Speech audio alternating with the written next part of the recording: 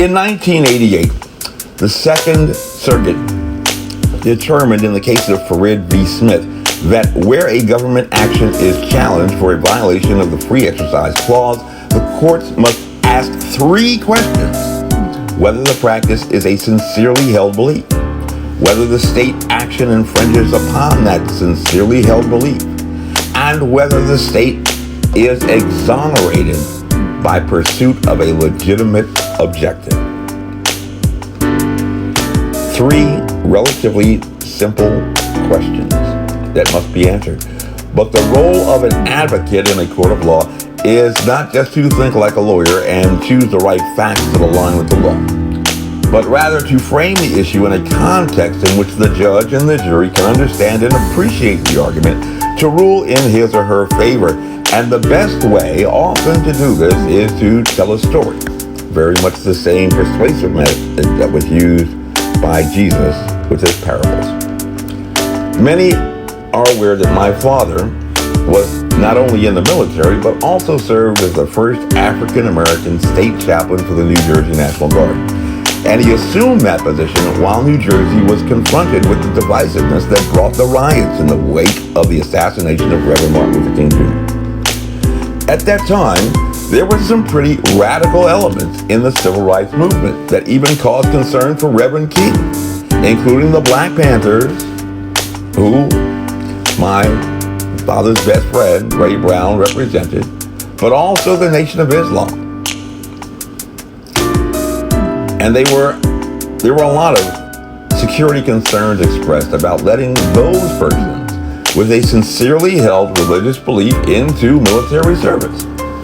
These challenges at that time, remember we were fighting Vietnam at that time, raised legal questions in courts about permitting persons with religious practices mandating times for daily prayer, which ran against the good order and discipline of the military, and especially its potential for abuse and threat to our national security. And during the 2016 elections, as you recall, there were quite a few mentions regarding legal battles to permit Sikhs to go unshaven and to wear the headdress of their sincerely held belief. And many of you agreed with that argument. And many on the other side of the ideological continued to describe resistance to that effort as Islamophobic and dismissed concerns of military leaders that permitting such religious practices would disrupt their ability to ensure the safety of their soldiers and to win military engagements with minimal cost of human life.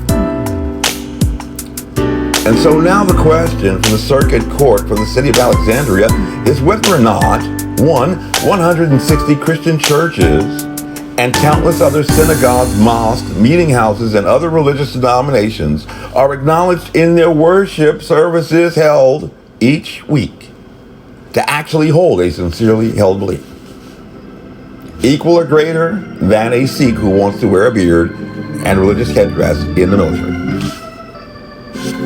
No reasonable person would publicly reject as folly the sincerely held beliefs of our religious community. And so, the question for the circuit court for the city of Alexandria is whether or not, by his order, Governor Northam has infringed upon that sincerely held belief, dismissing their reason and convictions as well as the dictates of their conscience, because they're just silly children talking about parables that are fables, antiquated codes that must be revised.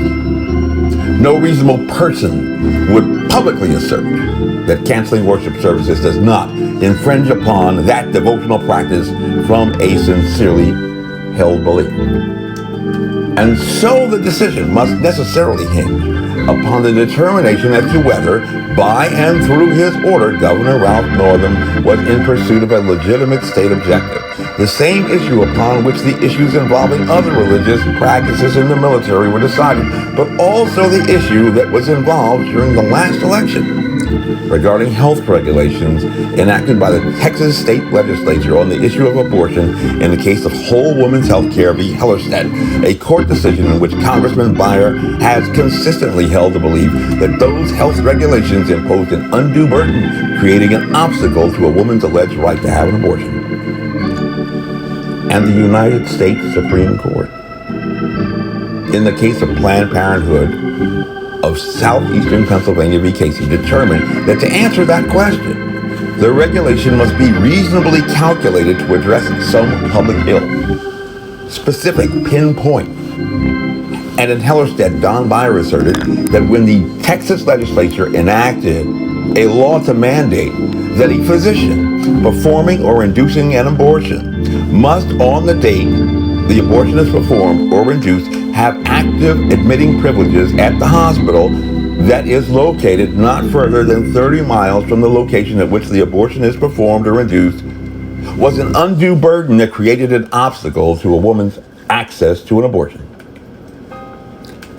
And in Hellerstedt, Don Beyer asserted that when the Texas legislature enacted a law to mandate that the minimum standards for an abortion facility must be equivalent to the minimum standards adopted under the Texas Health Safety Code section for ambulatory surgical centers, Don Beyer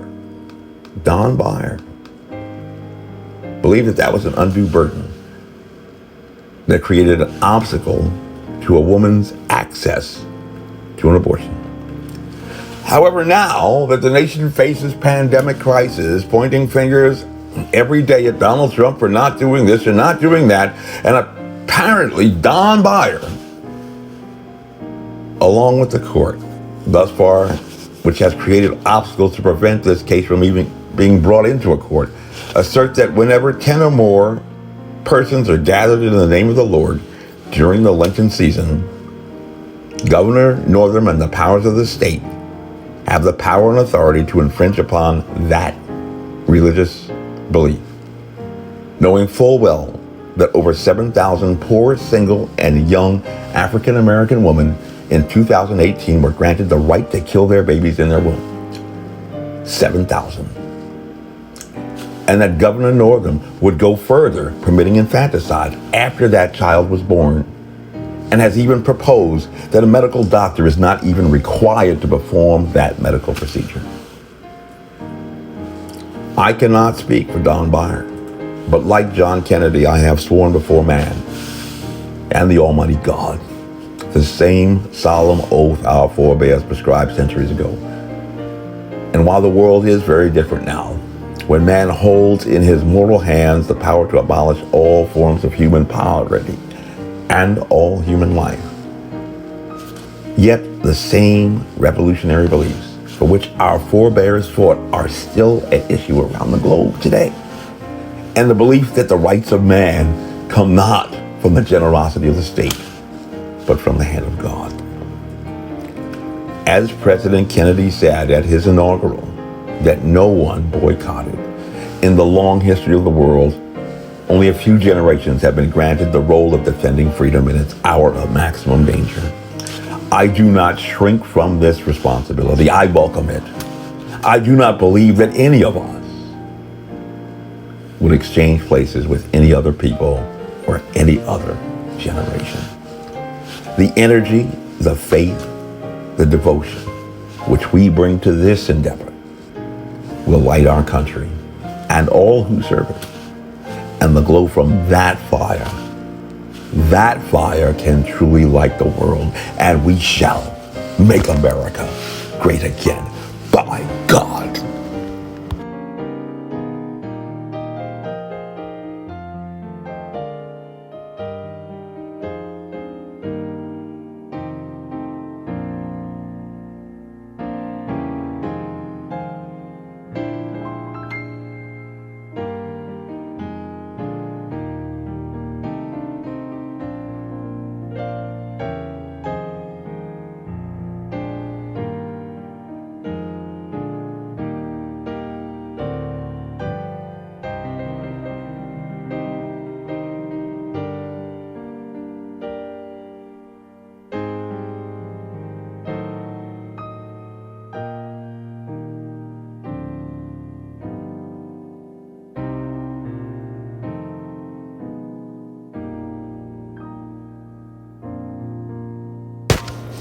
Ask not what your country can do for you, but what you can do for your country.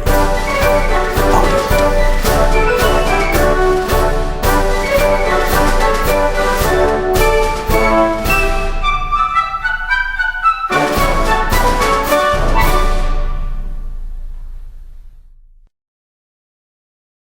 honest. This advertisement was authorized by Mike Webb.